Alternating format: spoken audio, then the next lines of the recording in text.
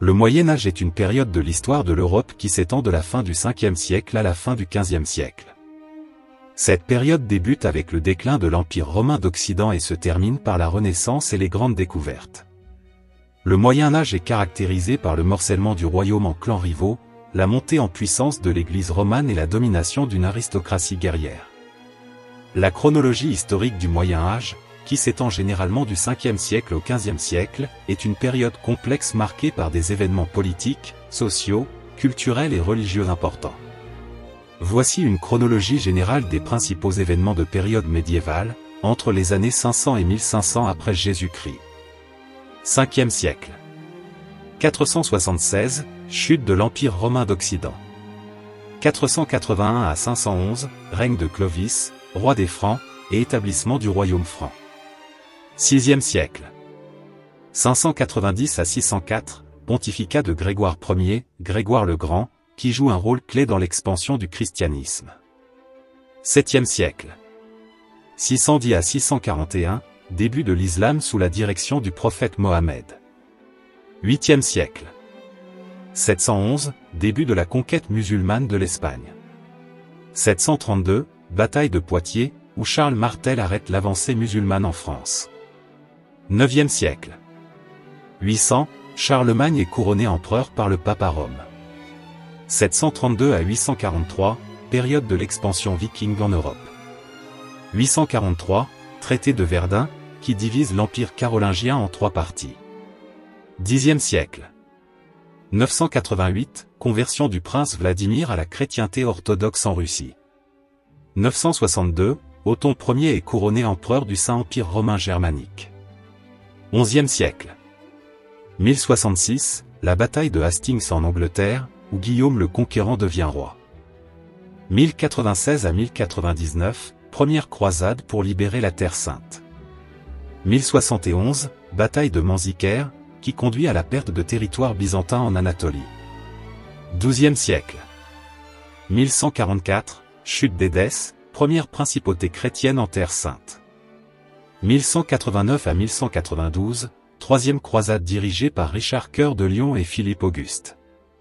13e siècle. 1206, fondation de l'Empire mongol par Gengis Khan.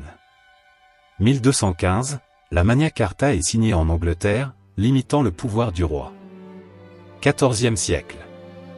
1309 à 1377, le pape s'installe à Avignon, en France, pendant la période connue sous le nom de captivité avignonnaise. 1337 à 1453, la guerre de 100 ans entre l'Angleterre et la France. 1347 à 1351, la peste noire ravage l'Europe, entraînant une importante mortalité. 1386 à 1417, la crise du grand schisme d'Occident divise la papauté. 15e siècle. 1415, bataille d'Azincourt pendant la guerre de 100 ans. 1453, chute de Constantinople aux mains de l'Empire ottoman, mettant fin à l'Empire byzantin. Cette chronologie offre une vue d'ensemble des principaux événements du Moyen Âge jusqu'au XVe siècle, mais il est important de noter que cette période varie selon les régions et les cultures.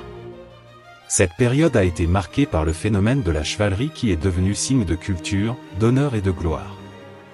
La chevalerie et le code chevaleresque désignent à la fois le groupe social, constitué de chevaliers, et un ensemble de codes de conduite informels destinés à encadrer la vie chevaleresque idéale.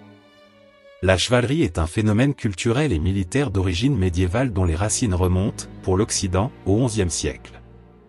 L'apogée de la chevalerie classique se trouve entre les XIIe et XVe siècles. Cette période a connu le développement de la littérature chevaleresque, ainsi la chevalerie va s'intégrer au cadre de la chrétienté, et qu'elle s'initie aux usages de cour, dans le cadre du développement des monarchies médiévales. À partir de la fin du Moyen Âge, la chevalerie comme force militaire décline fortement, remplacée progressivement par des armées professionnelles. Le berceau de la chevalerie occidentale médiévale se situe dans le monde franc mérovingien et dans la cavalerie lourde carolingienne. C'est seulement par la suite que l'idée de chevalerie s'est vue associée à un sens moral, éthique et social, en se voyant greffer les idéaux chevaleresques de la littérature et de la chanson de geste.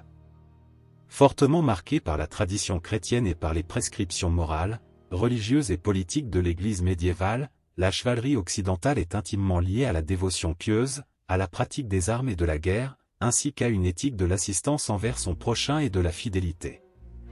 L'imaginaire de la chevalerie a fortement marqué la littérature, les arts et il est encore aujourd'hui une source de popularité du Moyen Âge auprès du grand public, non sans biais et sans déformation liés aux imaginaires politiques qui firent de la chevalerie un exemple de comportement à suivre.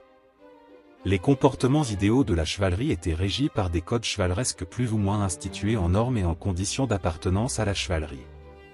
Ces codes, le plus souvent tardifs, constituent néanmoins une bonne source pour comprendre le socle idéologique sur lequel la chevalerie médiévale s'est appuyée. Les idéaux de la chevalerie ont été fortement influencés par la théologie chrétienne et diffusés par la littérature médiévale, qui en forme les contours et les archétypes, en particulier dans les cycles littéraires connus sous le nom de Matière de France, ensemble d'épopées littéraires qui se rapportent aux compagnons légendaires de Charlemagne et à ses hommes d'armes, les paladins, et de Matière de Bretagne écrite dans les années 1130, qui a popularisé la légende du roi Arthur et de ses chevaliers de la table ronde. Au fil du temps, sa signification en Europe a été progressivement affinée pour mettre l'accent sur des vertus sociales et morales plus générales. Le code de la chevalerie, tel qu'il existait à la fin du Moyen Âge, était un système moral qui combinait une éthique guerrière, la piété chevaleresque et les manières de la cour, le tout s'associant pour établir une notion d'honneur et de noblesse, de dévouement pour son suzerain auquel les chevaliers sont liés par un serment de fidélité. Il était le résultat de l'anoblissement progressif des chevaliers, de leur confusion avec l'aristocratie, ainsi que de leur proximité avec les milieux de cour dont ils devaient connaître les usages. La chevalerie, comme force militaire et ordre social, subit de profondes évolutions à la fin du Moyen Âge. Elle se mue en cavalerie professionnalisée dans le cadre de la naissance des premières armées modernes. Les ordres chevaleresques deviennent alors des groupes sociaux chargés de symboles prestigieux, des cercles de sociabilité et de répétition des codes de la noblesse de guerre.